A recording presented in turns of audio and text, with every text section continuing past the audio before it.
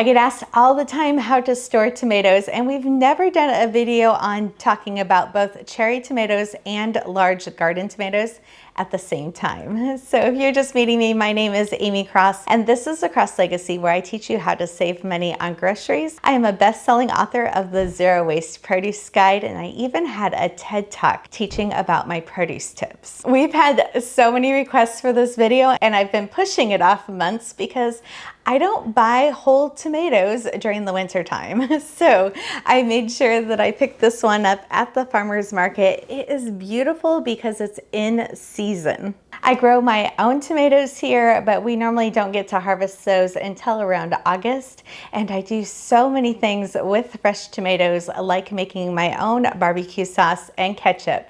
So if you're interested in learning how to make some of those items, I'll be posting videos about those kind of things in the fall. The first thing you're going to do when you bring your tomatoes home or you're growing your tomatoes is make sure that you're washing them. So we're going to use 5% distilled white vinegar, and it is 1/4 cup to 10 cups of water.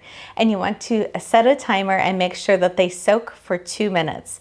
This will kill off any mold spores, ~E. Listeria, and any other harmful pathogens on them. If you do get tomatoes that are on the vine and connected together, it's really important to try to keep them connected. So as long as that stem is on there, they'll actually stay fresh a little bit longer also.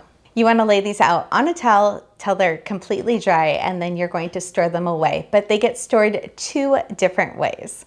So the cherry tomatoes you are going to put in a glass jar with a metal lid. They don't need to have a paper towel, and you'll store those in your refrigerator, and they will last weeks to a month depending on the season. And the whole garden sized tomato, that will get stored on a plate on your counter. As you cut it up, then you could put it in the refrigerator, but sometimes it will change the texture of the tomato once it's in the refrigerator. It doesn't seem to affect the cherry tomatoes like it does the larger sized tomatoes, and that way you can keep them fresh for weeks. We keep all of our salad toppings and chopped vegetables in the same area in our refrigerator, and that way it's really easy to grab and make a salad or eat as a snack. And everybody knows that all of the produce items that are up in that area are ready to use, and you can use them at any time. I often call that area of our refrigerator the salad basket, and normally we'll keep the jars in an acrylic tray that I can just pull out of the refrigerator and have all the different cut produce ready to go.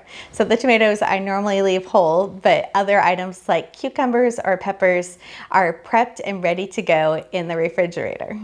Tomatoes are just one of the 75 produce items that we talk about in my Zero Waste Produce Guide. Make sure to check that out. There's a link in the description that also has the book and meal planner together on a special bundle, and there's a discount code that's secret just for YouTube. I try really hard to answer every single question that comes through on YouTube, so make sure that you're leaving comments and engaging and letting me know what kind of produce items you have questions about. Another tip also is if you're getting a bunch of tomatoes in during harvest season, if you wash them and core them, you can put them in the freezer and then pull them back out later for sauces and other things.